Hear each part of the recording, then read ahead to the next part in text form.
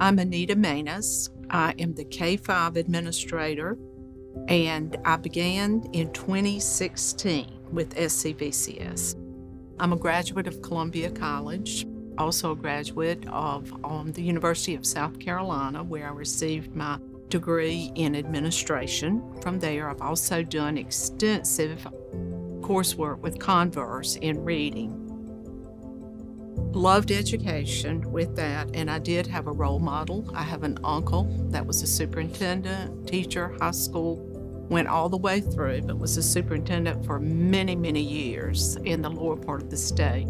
He's always been my mentor and gave me, I guess, the love of education and how to work with families and especially with teachers.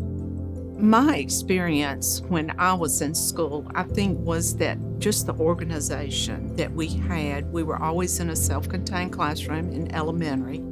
And then the support that I received when I was in high school. I went to a small high school and everyone knew everyone, and the teachers that I'm still very close to, they were just role models and very interested in making every student succeed. And I have tried to carry that through in my endeavor through education.